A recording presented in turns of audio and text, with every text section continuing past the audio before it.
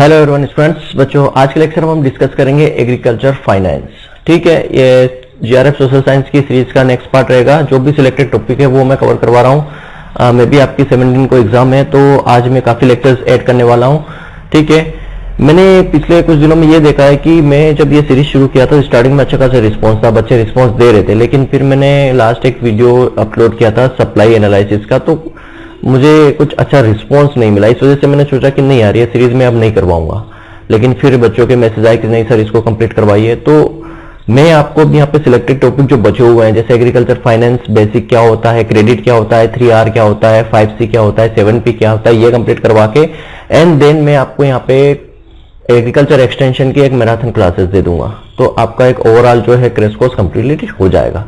तो आज हम डिस्कस करेंगे एग्रीकल्चर फाइनेंस के बारे में।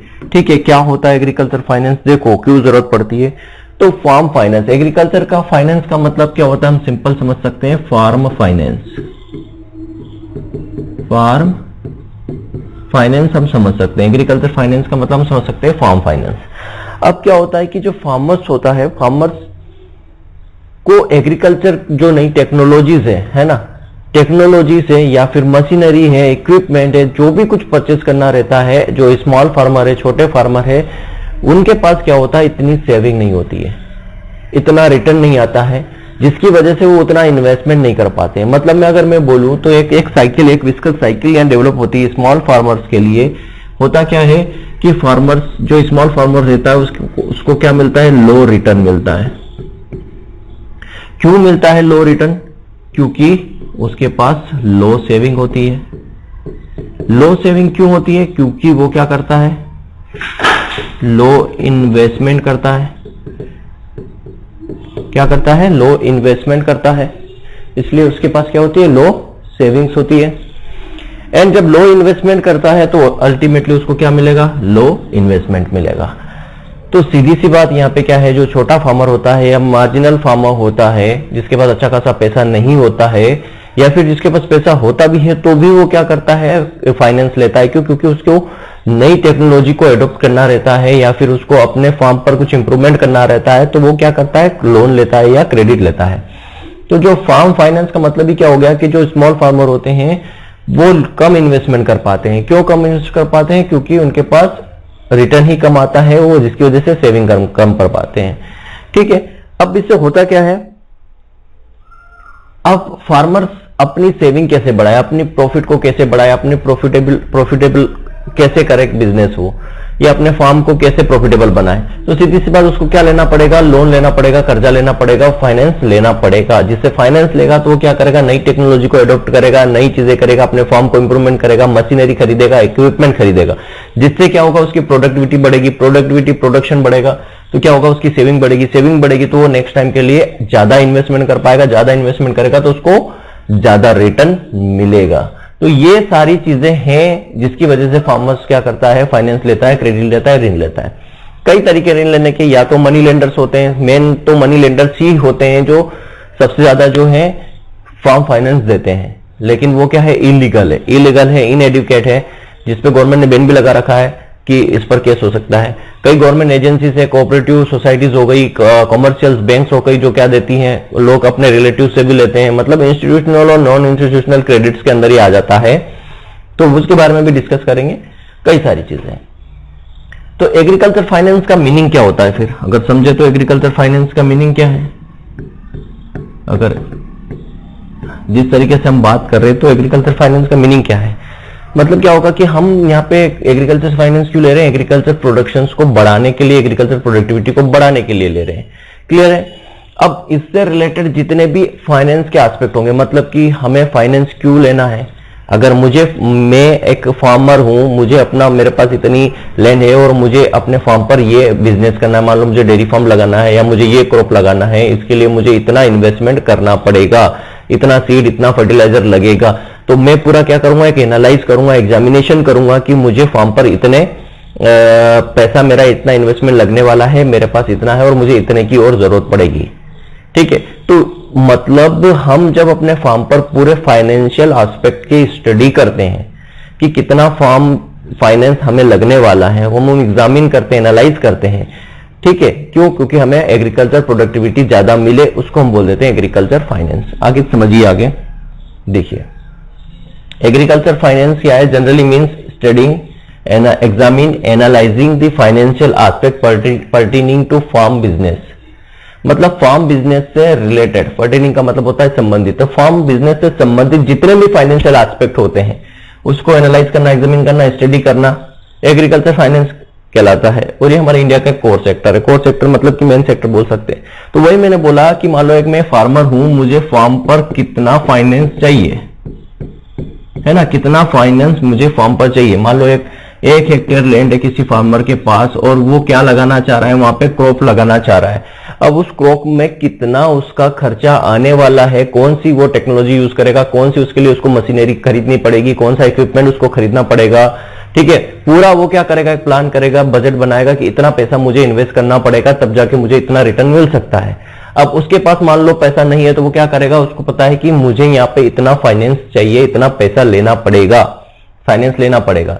अब वो क्या कर रहा है, वहां पे पूरी एक स्टडी कर रहा है, एग्जामिन कर रहा है, एनालाइज कर रहा है कि मुझे कितना फाइनेंस लेना पड़ेगा फार्म के बिजनेस के लिए। उस पूरी स्टडी को हम एग्रीकल्चर फाइनेंस बोल देते हैं। अब जरूरी नहीं कि फार्म पे हो सकता है आप डेयरी फार्म चला रहे हो, सीड प्रोसेसिंग यूनिट चला रहे हो, कोई भी आपका फार्म हो, कोई भी आपका बिजनेस हो, तो आप क्या करोगे, पूरा एनालाइज करोगे। जैसे मान लो आप कोई बिजनेस शुरू करते हो, आपको लगता है कि यहाँ पे मुझे 10 लाख रुपीस खर्च करना पड़ेगा, कितना, 10 लाख रुपीस पूरा बजट है, तब मैं कोई बिजनेस शुरू कर सकता हूं। आपके पास मान लो 5 लाख रुपए ही है, तो आप क्या करोगे कि ये जो 5 लाख रुपए बचा वो मैं किसी से लोन लूंगा, बैंक से लोन लूंगा या रिलेटिव से लूंगा या मनी लेंडर से लूंगा, ठीक है। तो आपने पहले पूरा एस्टिमेट बनाया कि मेरा जो बिजनेस शुरू होगा उसका बजट इतना है और उसमें से मुझे इतना यहां से लेना पड़ेगा, इतना यहां से लेना पड़ेगा। तो पूरी स्टडी एग्रीकल्चर फाइनेंस कहलाती है।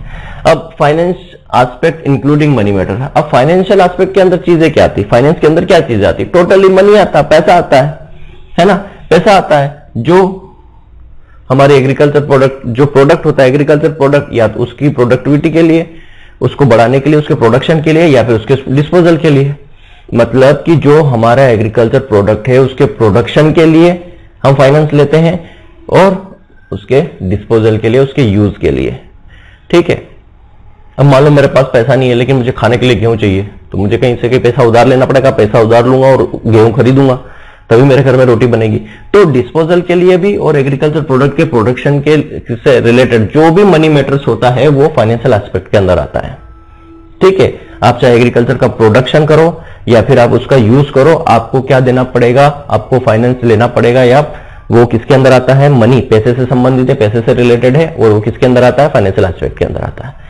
एग्रीकल्चर फाइनेंस को अलग अलग साइंटिस्ट डिफाइन करते हैं। मोरे ने 1953 में डिफाइन किया। उन्होंने बोला कि एग्रीकल्चर फाइनेंस क्या है, एक economic study of borrowing funds by farmer, farmer के द्वारा कुछ उधार लिया गया पैसा है, ठीक है, फार्मर के द्वारा उधार लिया गया पैसा है। The organisation and operation of farm lending agency and of society interest in credit for the agriculture. मतलब इनका ये कहना है कि वो एग्रीकल्चर फाइनेंस या वो क्या होता है, वो चीज होती है जो फार्मर्स के द्वारा कुछ फंड उधार लिया जाता है अपने फार्म पर क्या करने के लिए, फार्म ऑपरेशंस को करने के लिए, ठीक है, अपने प्रोडक्शंस को बढ़ाने के लिए, जो किसी एजेंसी के द्वारा या किसी कोऑपरेटिव बैंक के द्वारा या ऑर्गेनाइजेशन के द्वारा लिया जाता है, ठीक है। फिर Tandon and Dhoundiyal most IMP है ये 1962 में, इन्होंने बोला है कि एग्रीकल्चर फाइनेंस क्या है, एग्रीकल्चर इकोनॉमिक्स की एक ब्रांच है। इन्होंने क्या बताया कि एक कृषि अर्थशास्त्र की एक ब्रांच है जिसके अंदर हम फाइनेंशियल एस्पेक्ट, जो हमारे रिसोर्सेज होते हैं, फाइनेंशियल रिसोर्सेज होते हैं। फाइनेंशियल रिसोर्सेज क्या हो गया, जहां से हम फाइनेंस लेते हैं, जैसे बैंक हो गया, कोऑपरेटिव सोसाइटी हो गई, मनी लेंडर्स हो गए, रिलेटिव्स हो गए हैं, ठीक है। इंडिविजुअल फार्म यूनिट के लिए, इंडिविजुअल फार्म यूनिट, जैसे मान लो मैं कोई डेयरी फार्म चला रहा हूं तो एक कोई इंडिविजुअल फार्म हो गया, उसके लिए जितने भी फाइनेंशियल रिसोर्सेस है, जैसे बैंक हो गया, क्या होगा, सारी चीज उससे संबंधित जो स्टडी में करता हूं उसको हम क्या बोल देते हैं, एग्रीकल्चर फाइनेंस बोल देते हैं, ठीक है। आई थिंक समझ में आ गया होगा एग्रीकल्चर फाइनेंस क्या है। अब यहाँ पे नेचर एंड स्कोप की बात होती, तो नेचर एंड स्कोप को दो कैटेगरी में इन्होंने डिवाइड कर दिया, मैक्रो लेवल फाइनेंस और माइक्रो लेवल फाइनेंस। दो लेवल पे इन्होंने डिफाइन किया है एग्रीकल्चर के फाइनेंस के स्कोप को, macro finance and micro finance. Simple सा समझना है मैक्रो फाइनेंस माइक्रो फाइनेंस क्या होता है। मैंने आपको शायद macro economics and micro economics पढ़ाया मैराथन क्लासेस के अंदर, वो देख लेना। मैराथन क्लासेस अगर आप देख लोगे 5 आवर्स की तो आपका 50% इकोनॉमिक्स कंप्लीट हो जाएगा जीआरएफ के लिए। बाकी बचे हुए टॉपिक्स में यहाँ पे करवा रहा हूं, और ये जितने भी टॉपिक्स आपके हैं, वीडियोस हैं सोशल साइंस प्लेलिस्ट के अंदर हैं, वो देख लेना, मैराथन क्लासेस देख लेना, आपका 80% कंप्लीट हो जाएगा। ठीक है। अब मैक्रो फाइनेंस का मतलब क्या होता है? मान लो पूरी इकोनॉमिक्स की बात होती है, यहाँ पे होल इकोनॉमी की बात होती है, तो मैं वैसे नहीं समझा, कुछ अलग तरीके से समझाता हूं। देखो, ठीक है, मैक्रो फाइनेंस की बात यहां पे कर रहे हैं हम।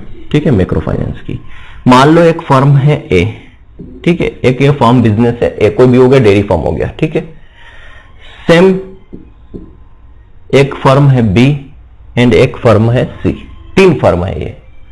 ठीक है, ये क्या है? फर्म है, या फिर हम बोल सकते हैं कोई भी एक ऑर्गेनाइजेशन, बिजनेस है, कंपनी है। 3 कंपनियां हैं, 3 फर्म है, ए बी और सी। तो कंपनी ए के लिए जो हमने क्या लिया है? फाइनेंस लिया है। ठीक है, मान लो जो भी हमने कंपनी ए के लिए फाइनेंस लिया 100 रुपीज, कंपनी बी के लिए या कंपनी फर्म जो है, सेम तीनों एक ही चीज है। मान लो ये मेरी ए की है डेयरी फार्म, ये बी का डेयरी फार्म है, ये सी का डेयरी फार्म है, 3 डेयरी फार्म है। ठीक है, अलग अलग जगह पे, अलग अलग जगह पे 3 डेयरी फार्म है। ए का डेयरी फार्म मतलब मान लो ये ए बंदा है, उसका डेयरी फार्म है, ये बी बंदा उसका डेयरी फार्म है, सी बंदा उसका डेयरी फार्म है, या एक ही के तीनों अलग अलग फर्म हो सकते, कुछ भी समझ लीजिए। बी के लिए मान लो हमने 150 रुपए क्या लिया? क्रेडिट लिया। सी के लिए हमने 200 रुपए क्रेडिट लिया।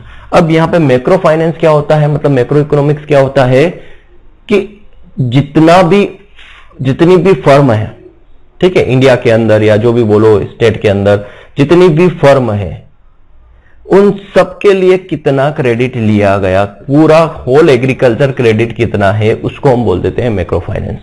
मतलब इन सब का एग्रीगेशन, जितनी भी फर्म है इन सब का क्या करेंगे? एग्रीगेशन, इन सब को एग्रीगेट कर देंगे, जोड़ देंगे। मतलब क्या हो गया यहाँ पे? 300, 450। तो होल इकोनॉमी की जब हम स्टडी करते हैं, होल इकोनॉमी की जब हम स्टडी कर देते हैं मैक्रो लेवल पर, उसको हम मैक्रो फाइनेंस कह देते हैं। मतलब यहां पे क्या हुआ कि इंडिया के अंदर, पूरे इंडिया की, पूरी कंट्री की बात करूं तो टोटल एग्रीकल्चर क्रेडिट कितना लिया गया, that is macro level. Macro level का मतलब ही क्या है? जितनी भी फर्म है, छोटी से छोटी, बड़ी से बड़ी, जितनी भी कंपनियां हैं, सबका जो फाइनेंस है वो जोड़ दिया जाता है, एग्रीगेट कर दिया जाता है, उसको हम बोल देते हैं मैक्रो लेवल। और माइक्रो लेवल क्या हो गया? अब सीधी सी बात यहीं से समझ में आ जाएगा। माइक्रो लेवल मतलब इंडिविजुअल लेवल, सिर्फ और सिर्फ इस एक फर्म के लिए, इंडिविजुअल फर्म के लिए कितना क्रेडिट दिया गया। ठीक है, इंडिविजुअल फर्म के लिए जो क्रेडिट दिया गया वो हो जाता है माइक्रो लेवल फाइनेंस। ठीक है, ज्यादा डिटेल में नहीं जाना। क्या लिखा? Micro finance deals with the different sources of raising fund for agriculture as a whole in the economy. वही बोला गया कि पूरी इकोनॉमी के लिए एग्रीकल्चर के अंदर जितना भी फंड दिया गया है, जितना भी क्रेडिट या जितना भी फाइनेंस दिया गया है, उसको हम बोल देते हैं मैक्रो फाइनेंस। ठीक है, अब इंडिया के अंदर तो एग्रीकल्चर के अलावा और भी सेक्टर है, इंडस्ट्री सेक्टर है, मैन्युफैक्चरिंग सेक्टर है, सबके लिए फंड दिया जाता है। लेकिन एग्रीकल्चर के अंदर पूरी इकोनॉमिक्स में जितना भी फंड रेज किया जाता है, जैसे बजट बनता है तो बोला जाता है कि एग्रीकल्चर के लिए 10,000 करोड़ 20,000 करोड़ जो है फंड दिया जाएगा, है ना। तो डेट इज वो हो जाता है macro finance. It is also concern with the lending procedure, rules, regulation, monitoring and controlling of different agriculture credit institutions. तो यहां पे जब हम मैक्रो लेवल पर देते हैं तो यहां किससे संबंधित होता है? जितनी भी प्रोसीजर्स होंगे, रूल्स होंगे, रेगुलेशंस होंगे, फॉर्मेलिटीज करनी पड़ेगी, अलग अलग क्रेडिट इंस्टीट्यूट्स यहां पे होंगे, कॉमर्शियल बैंक्स होगी, कोऑपरेटिव सोसाइटीज होगी, सारा इसके अंदर इन्वॉल्वमेंट होगा। मतलब हम कुल मिला के बोल सकते हैं कि मैक्रो फाइनेंस क्या होता है? Financing of agriculture eight aggregate level. मतलब जितने भी एग्रीकल्चर फर्म्स है, कंपनी है, जिनका सबका हम फाइनेंस जोड़ दें, एग्रीगेट कर दें, तो उसको हम बोल देते हैं macro level finance in related to agriculture. Micro level finance management of individual farm business unit. जब हम सिर्फ पर्टिकुलर एक फर्म के लिए फाइनेंस लेते हैं, that is micro finance. It concern with the study of how to individual farmer consider the various source of credit, quantum of credit. मतलब कि अब वो इंडिविजुअल फार्मर है, इंडिविजुअल फर्म का ओनर है, वो उस क्रेडिट का किस तरीके से यूज कर रहा है, कहां पे किस तरीके से यूज कर रहा है, to be borrowed from the each source, किसी भी सोर्स से उसने उधार लिया हो, चाहे वो, how to allocate the same among the alternate use within the farm. अब वो किस तरीके से, किस अल्टरनेट फॉर्म में किस तरीके से अपने फॉर्म पे उसका यूज कर रहा हो, दैट इज माइक्रो फाइनेंस। इसको हम बोल सकते हैं किससे संबंधित होता है, फ्यूचर यूज ऑफ फंड से संबंधित होता है माइक्रो फाइनेंस। अब बात करते हैं सिग्निफिकेंस ऑफ एग्रीकल्चर फाइनेंस का इंपॉर्टेंस क्या है। तो socio economic conditions, the agro socio economic development of the country both macro and micro level. तो मैक्रो और माइक्रो दोनों लेवल पर हमारे देश की जो सोशियो इकोनॉमिक या एग्रो इकोनॉमिक कंडीशंस है उसको इंप्रूव करता है एग्रीकल्चर फाइनेंस। सीधी सी बात है, छोटा किसान है उसको जब हम फाइनेंस दिया जाता है या फिर वो क्रेडिट फाइनेंस लेता है इंटरेस्ट रेट पे, एनुअल इंटरेस्ट रेट पे, वो अपने फार्म पे यूज करेगा, उसको क्या मिलेगा, प्रॉफिट मिलेगा। प्रॉफिट मिलेगा तो अल्टीमेट क्या होगा, एग्रो इकोनॉमिक कंडीशंस जो है कंट्री की वो भी डेवलप्ड होगी या इंप्रूव होगी। कैटालिटिक रोल प्ले करता है। कैटालिटिक रोल का मतलब एक उत्प्रेरक का काम करता है। यहाँ पे एग्रीकल्चर फाइनेंस क्या काम करता है, strengthening of farm business and enhancement of productivity of scarce resources. Scarce resources का मतलब होता है लिमिटेड जो रिसोर्सेस है, जैसे लैंड, लेबर, कैपिटल, ये हमारे लिमिटेड रिसोर्सेस है। इन लिमिटेड रिसोर्सेस की प्रोडक्टिविटी को बढ़ाता है एग्रीकल्चर फाइनेंस। अब मान लो मेरे पास एक पेन है, मेरे पास एक ही पेन लाने का पैसा, अगर मेरे किसी फ्रेंड ने आके मुझे 100 रुपए उधार दे दिए, बट तू एक पेन और ले ले, तो मैं एक पेन और ले लूंगा, तो मेरी प्रोडक्टिविटी क्या हो गई, बढ़ गई। मेरे पास एक पेन था, अगर ये खराब हो गया तो मैं दूसरा पेन यूज कर सकता हूं क्योंकि मेरे पास दूसरा पेन है। तो सीधी सी बात है कि जो एग्रीकल्चर फाइनेंस है, जो square resource, land, labour, capital है, उनकी प्रोडक्टिविटी को बढ़ाता है, जिससे क्या होता है कि जो फार्म बिजनेस है उसको क्या मिलती है, ताकत मिलती है, फार्म बिजनेस की प्रोडक्टिविटी बढ़ती है, और इन सब के लिए एग्रीकल्चर फाइनेंस उत्प्रेरक का काम करता है। नई टेक्नोलॉजिकल इनपुट्स हम यूज कर सकते हैं। भाई फाइनेंस अगर लेंगे तो हम क्या करेंगे, नई नई मशीनें, नई नई इक्विपमेंट को परचेज कर सकते हैं, ठीक है। Large scale finance investment activity resulting in increasing the farm income, ठीक। Level lending to increase the standard of living of rural masses. सीधी सी बात है, जब हम क्या करेंगे, लार्ज स्केल में फाइनेंस लेते हैं, बड़े मात्रा में इन्वेस्टमेंट करते हैं, तो हमारी फार्म की इनकम बढ़ेगी। जब फार्म की इनकम बढ़ेगी तो फार्मर का लिविंग स्टैंडर्ड भी बढ़ता है, ठीक है।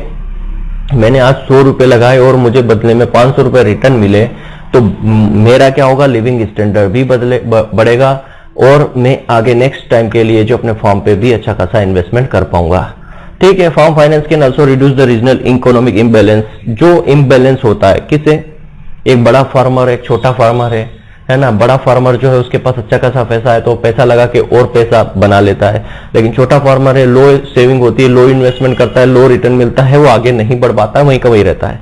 लेकिन एग्रीकल्चर फाइनेंस क्या करता है, अगर वो पैसा लेगा, उधार लेके उतना ही पैसा लगाएगा अपने फार्म पे जितना बड़ा फार्मर लगा रहा है, तो उसको क्या मिलेगा, उसको भी हायर रिटर्न मिलेगा। हायर रिटर्न मिलेगा तो कहीं ना कहीं जो इकोनॉमिक बैलेंस है वो भी रिड्यूस होगा, ठीक है।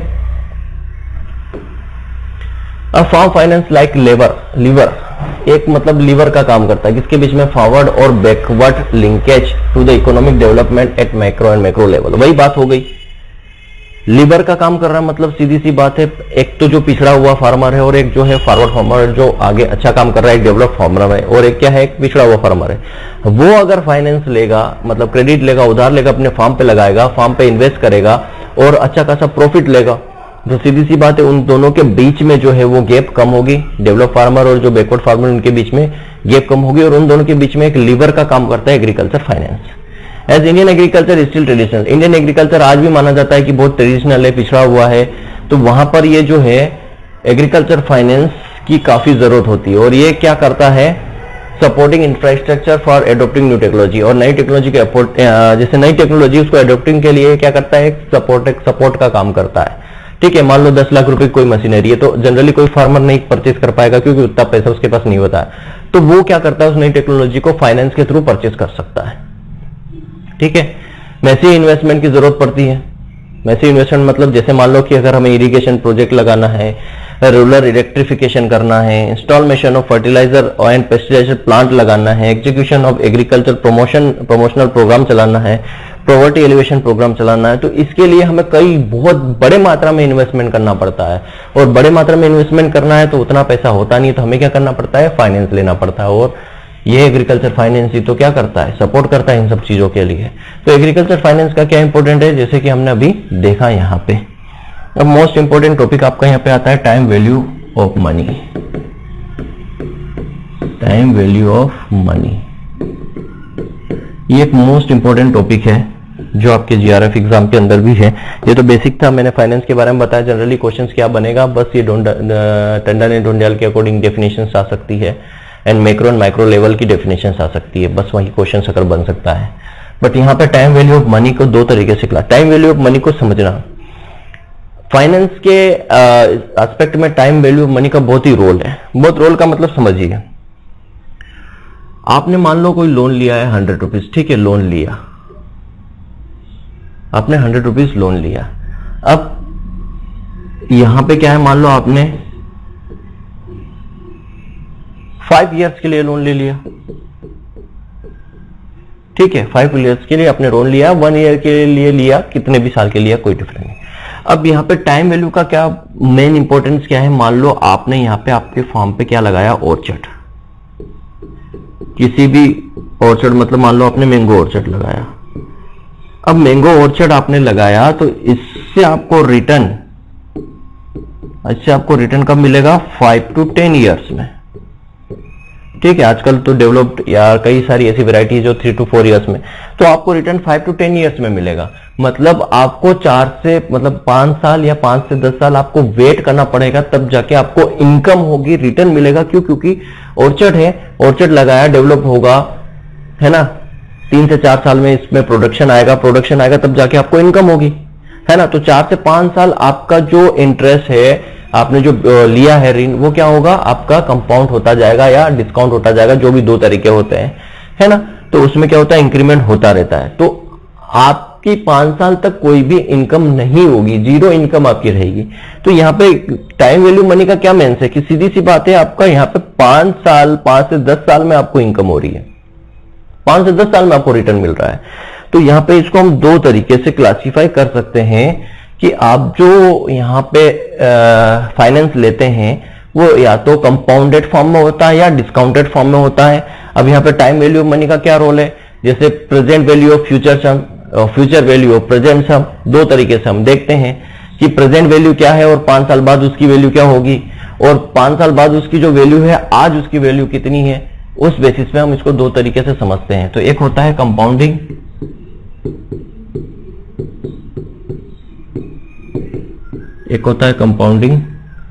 और दूसरा होता है डिस्काउंटिंग।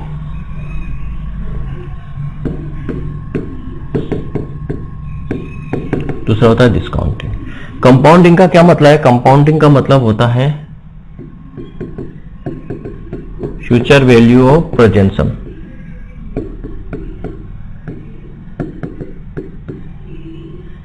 और यहां पे हो जाएगा प्रेजेंट वैल्यू ऑफ फ्यूचर सम। इस तरीके से डिफाइन, यहां से क्वेश्चन डायरेक्ट यही बन जाता है। प्रेजेंट वैल्यू फ्यूचर सम्स को हम क्या बोलते हैं, compounding, and discounting present value of future sums. तो यहाँ पे कुछ फॉर्मूला बनता है, मतलब मैं एग्जांपल के थ्रू आपको बताऊंगा। तो फ्यूचर वैल्यू प्रेजेंट सम क्या हो जाएगा, P1 + I की पावर n। अब यहाँ पे P क्या है, P मतलब आपका प्रेजेंट वैल्यू कितनी है, प्रेजेंट वैल्यू, ठीक है, किसी भी कमोडिटी की। I मतलब उस पे इंटरेस्ट कितना लगा है, n मतलब होता है यहाँ पे नंबर ऑफ ईयर्स, ठीक है। हम ऐसे कंपाउंडिंग में भी डिस्कस करेंगे।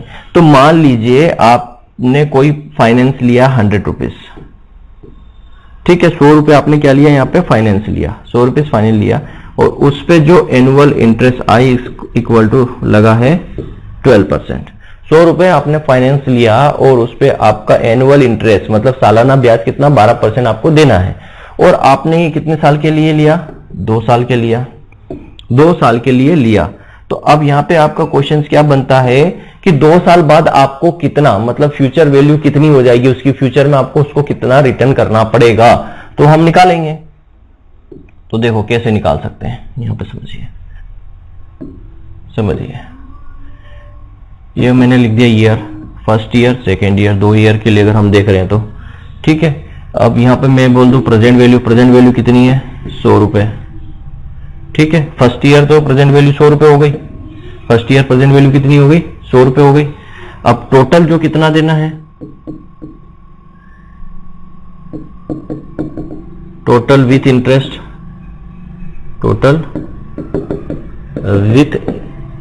कितना देना पड़ेगा, तो तो यहाँ पे इंटरेस्ट कितना लग रहा है 12%, तो 12% 100 का 12% कितना हो जाएगा 112%, तो आप निकाल सकते हो ना। 12/100 करोगे तो कितना हो जाएगा 12 रुपीज प्लस हो जाएगा, तो 100 + 12 कितना हो जाएगा 112 रुपए। तो 112 रुपीज आपकी फर्स्ट ईयर के लास्ट तक, जैसे पहला साल खत्म होगा आपको 112 रुपए आपको देना पड़ेंगे। अब दूसरे साल क्या हो गया 112 रुपए। कंपाउंडिंग का मतलब क्या होता है, इंटरेस्ट के ऊपर इंटरेस्ट लगना। कंपाउंड इंटरेस्ट आप पढ़ते हो ना, simple interest, compound interest. Compound interest का मतलब है कि मान लो पहले साल 12% लगा तो आपको कितना 112 रुपए हो गए।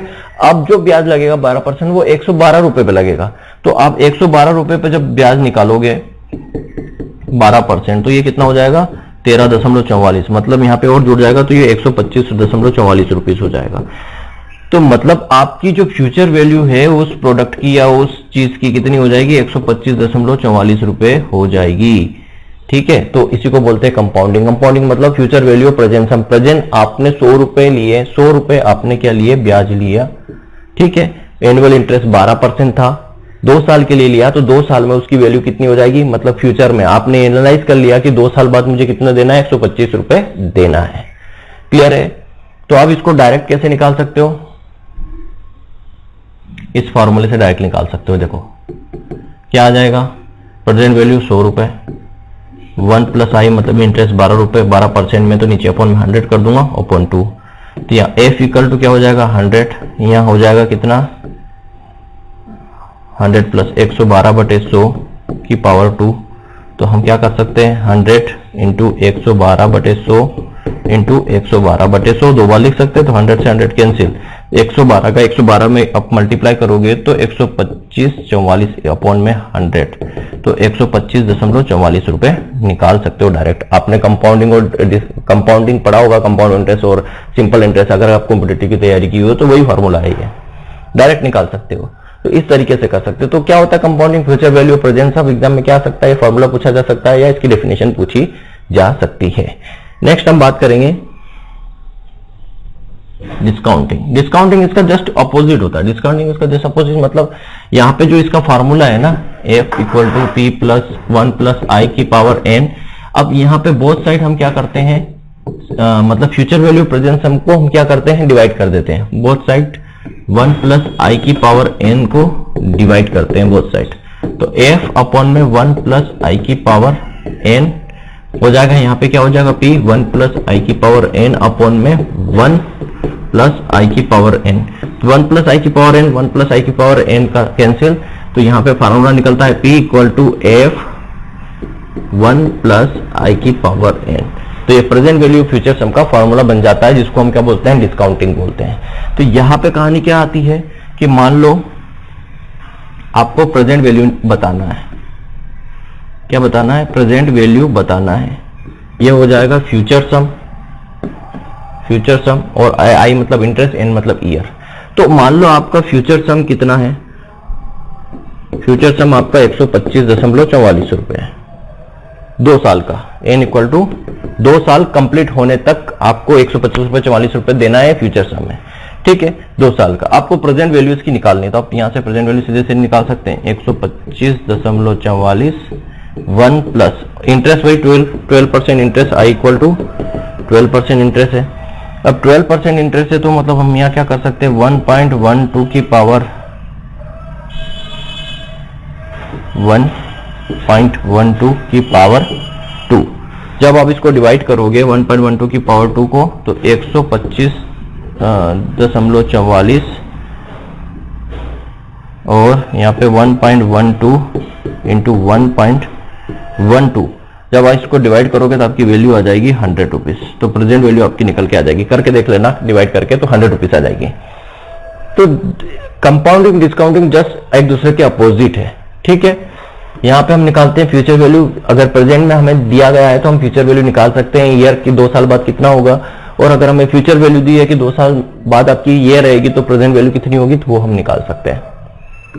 ये भी आपने पढ़ा है, ये भी कंपाउंडिंग का ही फॉर्मूला रहता है। जैसे हम पॉपुलेशन में क्वेश्चंस करते हैं ना कि भाई किसी विलेज की पॉपुलेशन 10,000 है तो 2 साल पहले कितनी थी या 2 साल बाद कितनी होगी, वो इसी फॉर्मूले पे हम करते हैं। तो ये था टाइम वैल्यू ऑफ मनी। ठीक है, पूरा फाइनेंस के अंदर एग्रीकल्चर फाइनेंस क्या है उसका नेचर एंड स्कोप समझा हमने, उसका इंपोर्टेंस समझा, टाइम वैल्यू मनी को समझा। Thank you very much.